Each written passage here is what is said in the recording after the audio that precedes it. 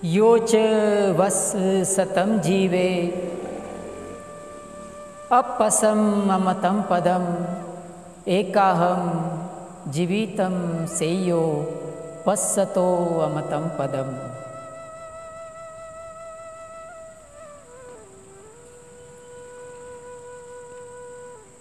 अर्थात हमारा जीवन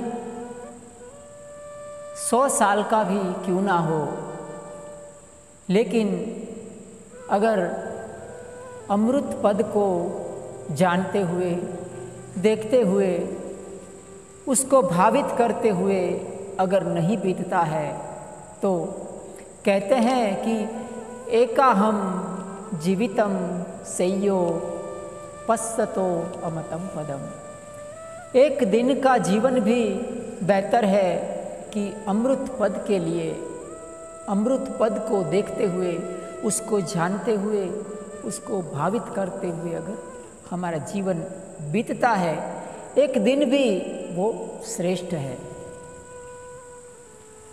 तो सभी हमारे दर्शक, श्रोतागण, उपासक उपासिकाएं सबको मंगल बोधि भंते की ओर से बहुत बहुत मंगल मैत्री, और हमारे पूज्य आदरणीय भिक्षु संघ सबको मंगल बोधि की भंते की ओर से प्रणाम और वंदन। तो आइए इस वक्तव्य में आगे बढ़ते हैं कि वो एक भिक्षुणी थी जो कि मैंने जो पहली गाथा बताई, वो गाथा को सुनते सुनते वो भिक्षुणी अरहंत पद को प्राप्त करती है। वो भिक्षुणी जीवन मुक्ति का अनुभव कर लेती है, वो निब्बानिक सुख को प्राप्त कर लेती है। कौन थी वो भिक्षुणी और कैसे उनको भगवान बुद्ध की सिर्फ एक ही गाथा सुनते सुनते ही वो निर्वाणिक अवस्था में आरूढ़ हो गई, निर्वाणिक अवस्था का उसने प्राप्ति कर लिया। ऐसी तो क्या घटना उसके जीवन में घटी थी? वो कौन औरत थी कि जिसने एक गाथा सुनते सुनते ही अरहंत्व पद की प्राप्ति कर ली?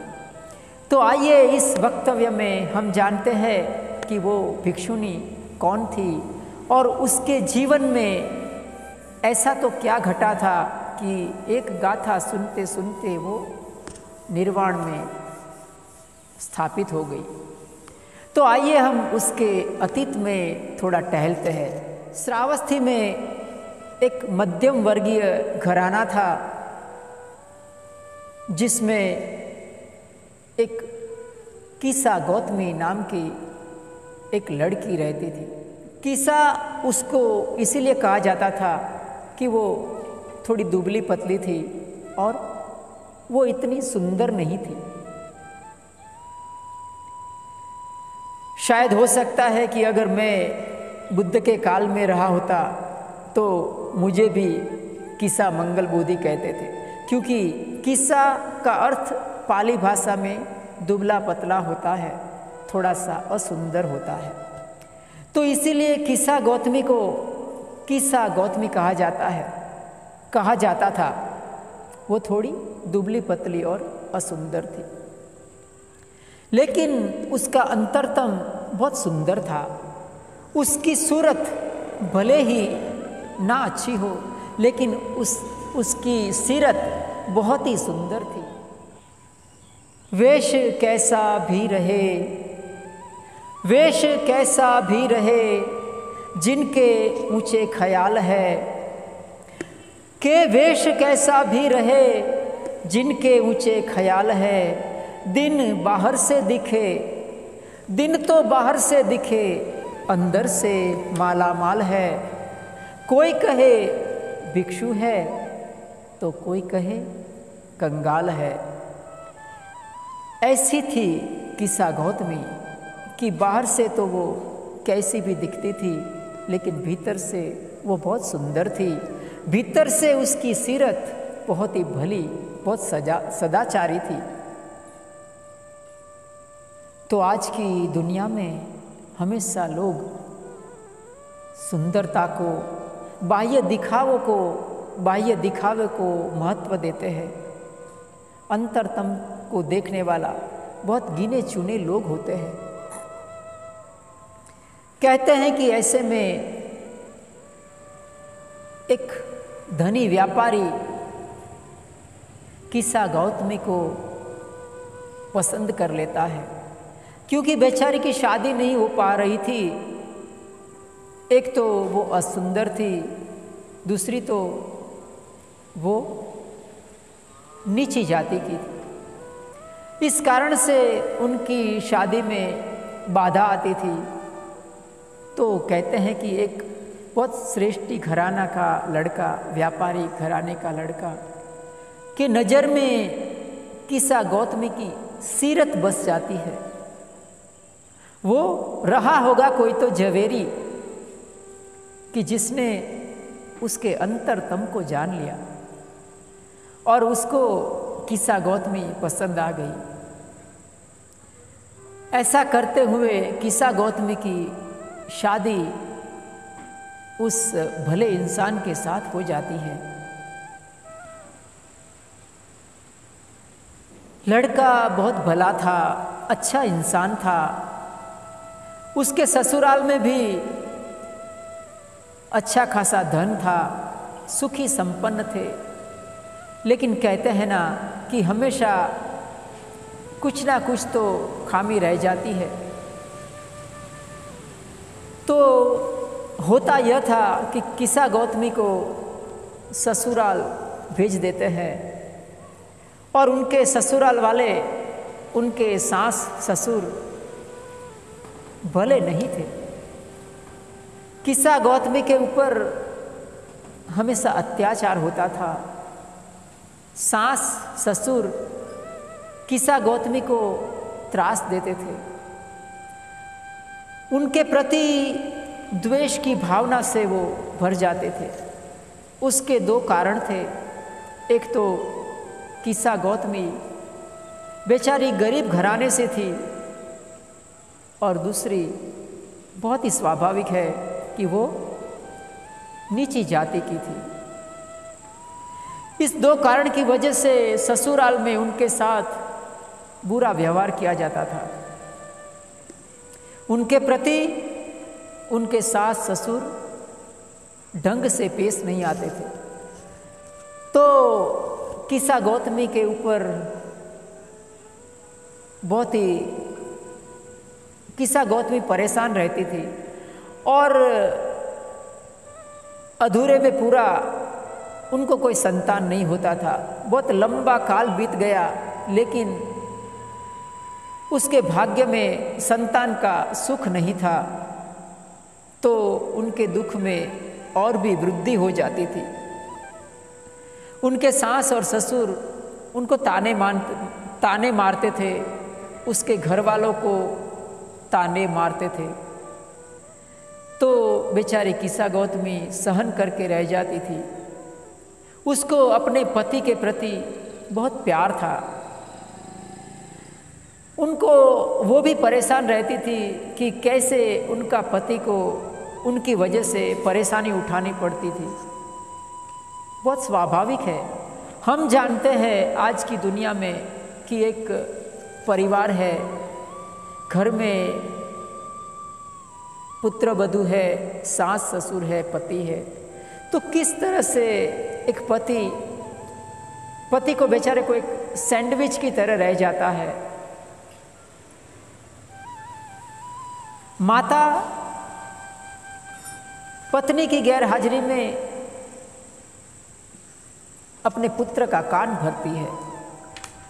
दूसरी तरफ पत्नी माता की गैर हाजिरी में उसके विरुद्ध में पति का कान भरती है। पति कुछ भी समझ नहीं पाता है कि आखिर ये हो क्या रहा है। वो कोई भी निर्णय लेने में वो कोई निर्णय नहीं ले पाता है, क्योंकि दोनों उसका जो प्यार है वो दोनों तरफ बटा हुआ है। उसकी कंडीशन एक धर्म संकट में अटकी हुई है। तो किस्सा गौतमी देखती है कि उसका पति बेचारा किस तरह से परेशान रहता है, लेकिन हुआ यह कि कुदरत को किस्सा गौतमी के ऊपर थोड़ी तरस आ गई।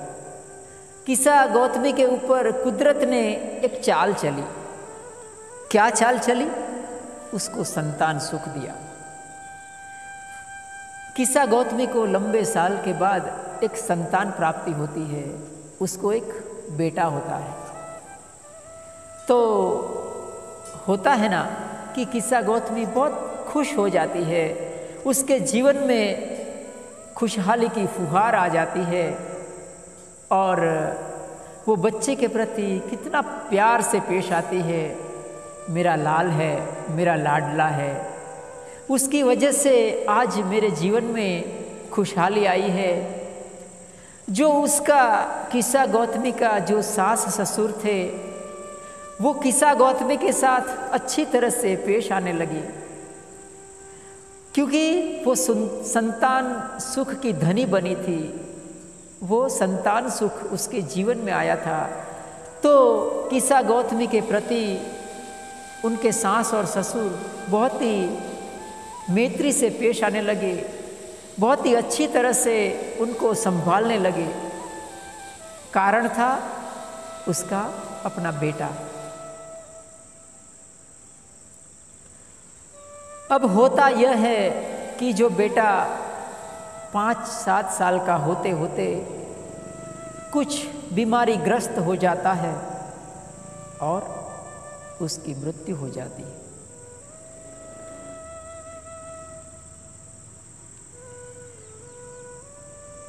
दहराच महंताच ये बाला ये पंडिता सब्बे मच्चू वसमयंती सब्बे मच्चू परायणा सब्बे मच्चू परायणा।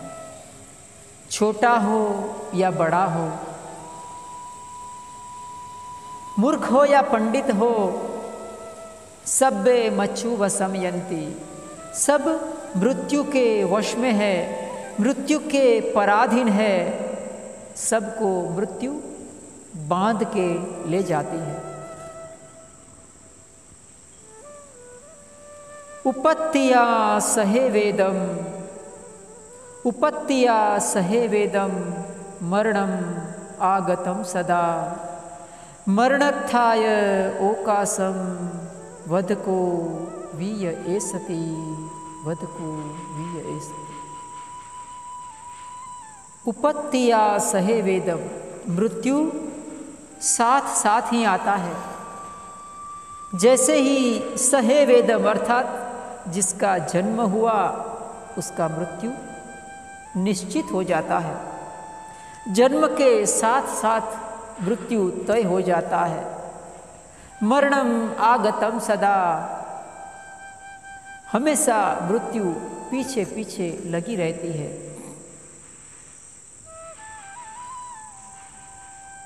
यथापि कुंभकारस्य, यथापि कुंभकारस्य कत्तामतीक भाजना, सब्बे भेदन पर्यंता, सब्बे भेदन पर्यंता, एवं मच्चान जीवितम, एवं मच्चान जीवितम। सब्बे भेदन पर्यंता अर्थात सब हम घर में पानी पीते हैं, एक मिट्टी का घड़ा रखते हैं ना, उस मिट्टी के घड़े का क्या भविष्य है? क्या भविष्य है उस मिट्टी के घड़े का? एक ही तो भविष्य है, आखिरकार वो फूट जाता है, मिट्टी में उसका मिलना तय है। सब्बे भेदन पर्यंता एवं मच्चान जीवितम, एक ही भविष्य है, भेदन पर्यंता अर्थात फूट जाना, टूट जाना, मिट्टी में मिल जाना घड़े का भविष्य है।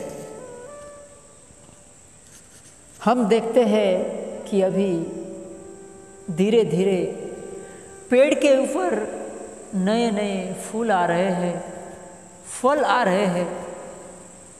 सब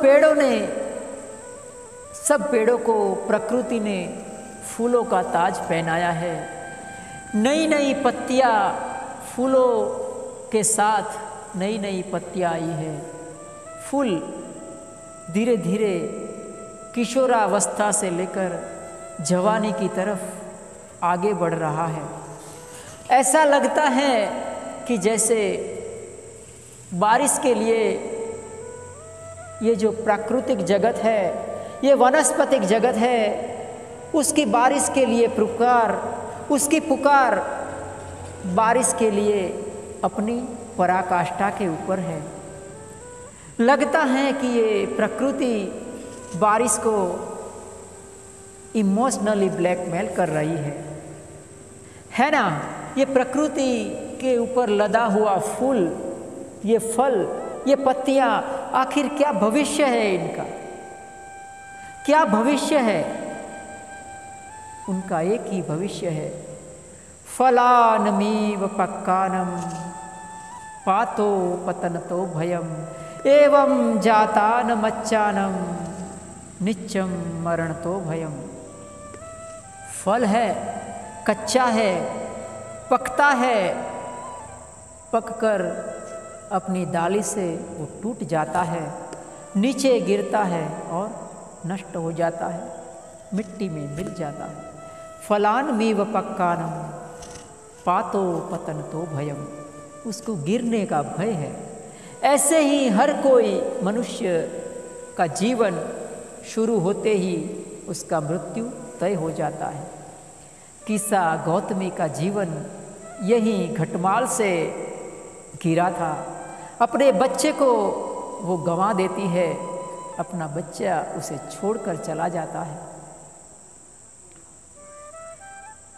तो स्वाभाविक है कि माता के ऊपर किस तरह का उसका दर्द होगा, माता के ऊपर क्या बीती होगी, उसकी हम कल्पना नहीं कर सकते हैं।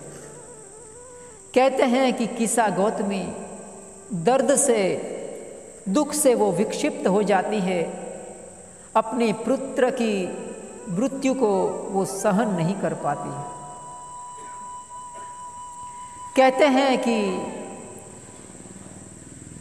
वो विक्षिप्त हुई किस्सा गौतमी, पुत्र की मृत्यु हुई है ये स्वीकारने को उनका मन राजी नहीं होता है। मेरा लाल है, अभी मरा नहीं है, अभी मेरा लाडला अभी मरा नहीं है, अभी जीवित है वो। कोई तो उसको दवा दे दे, कोई तो उसको जिंदा कर दे, वो जीवित है।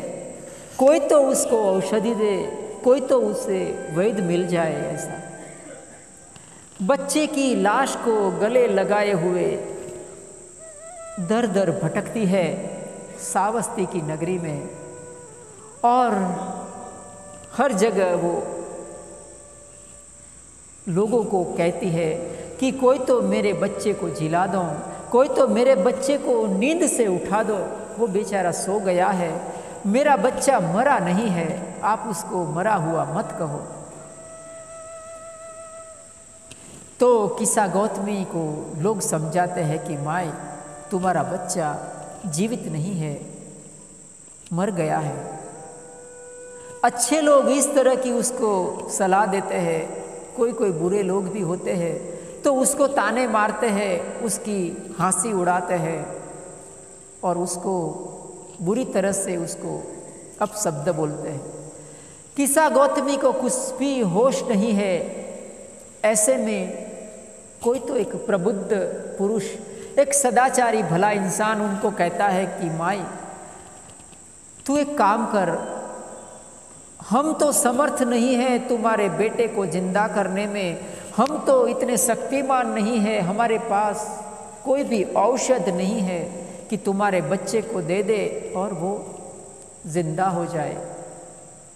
तू एक काम कर, पास में ही भगवान बुद्ध का विहार है, भगवान बुद्ध पास में ही विचरण कर रहे हैं, तू उसके पास जा, हो सकता है कि वो तुम्हारे बेटे को जिंदा कर दे, हो सकता है वो कोई तो औषध दे दे ऐसी कि तुम्हारा बेटा नींद में से जाग जाए। अभी डूबते हुए को क्या चाहिए, डूबता हुआ तिनका भी पकड़ता है। किसा गौतमी को तो बस इतना ही बात चाहिए थी। भागी भागी अपने बच्चे की लाश को गले लगाते हुए भगवान बुद्ध अनाथ पिंडक के आराम में विहार कर रहे थे। उधर जाती है और बेटे का शव उनके सामने रखती है और कहती है कि भगवान, मेरा बेटा मरा नहीं है, वो सो गया है, आप कैसे भी करके उसको जिंदा कर दीजिए, उसको नींद से जगा दीजिए। लोग खामखा कहते हैं कि वो मर गया है।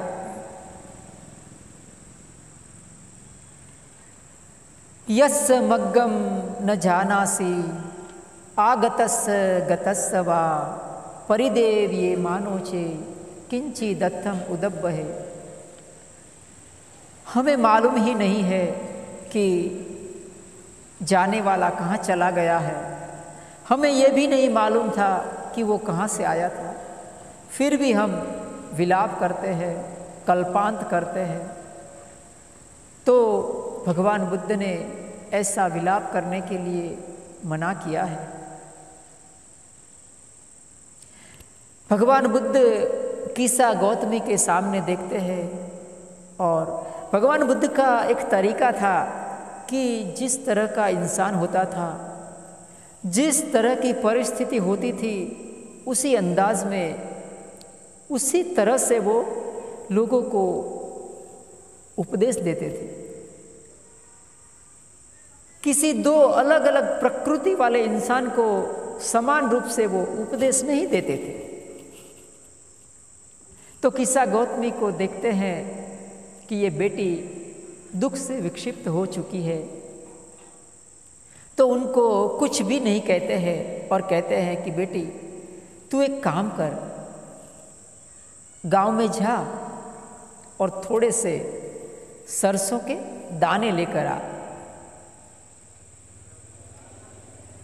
गच्छ नगरम पविस्थित्वा, गांव में जा, प्रवेश कर गांव में और थोड़े से सरसों के दाने लेकर आ।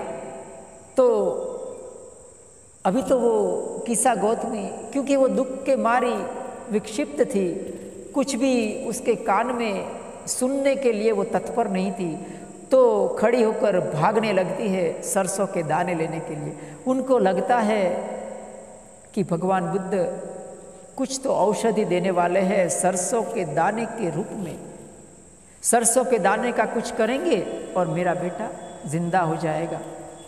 तो वो भागती है सरसों के दाने के लाने के लिए। तो भगवान बुद्ध कहते हैं कि रुक जा बेटी, तू पूरी बात को सुनती जा।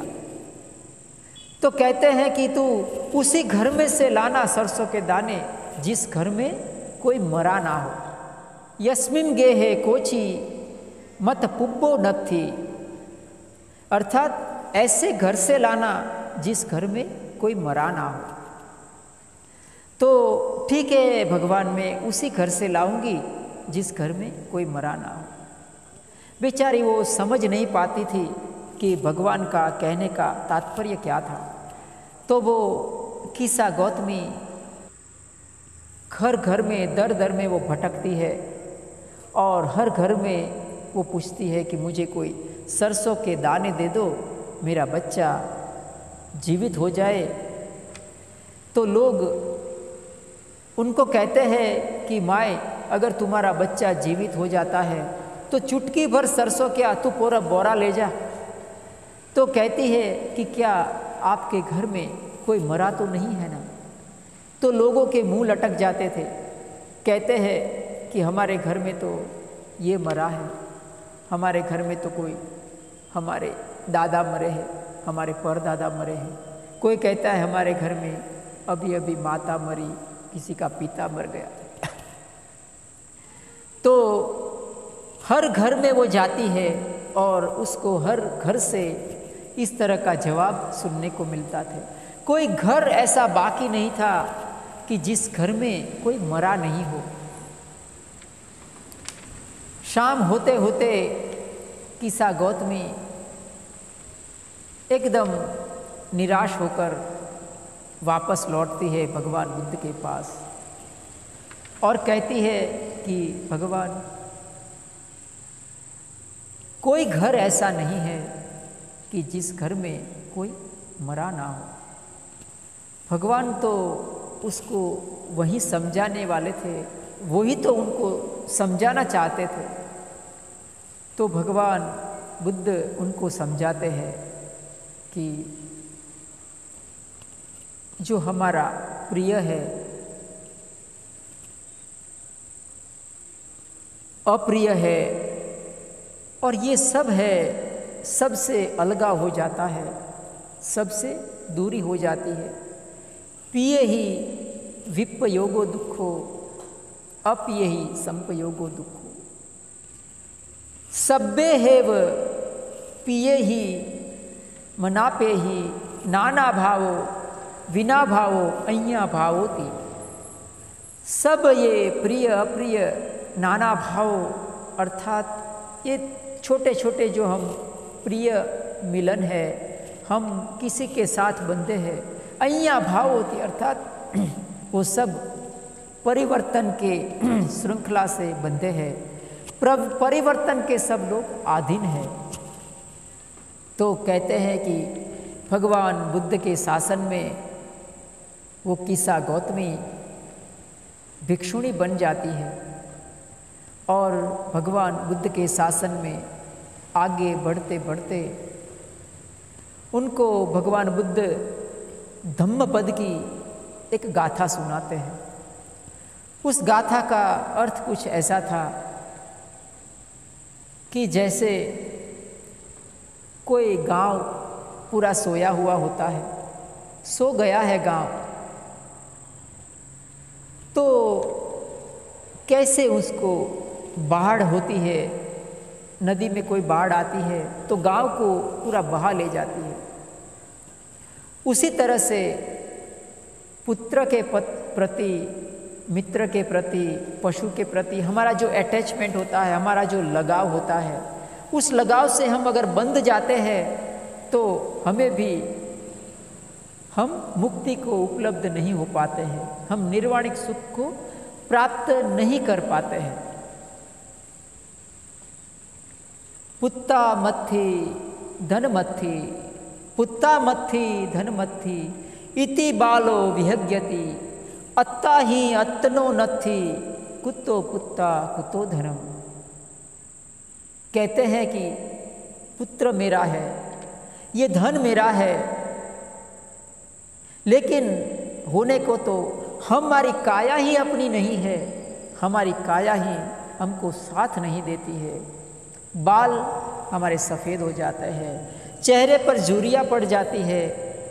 हम सब we all are going towards the graveyard, हम सब स्मशान की तरफ गति कर रहे हैं।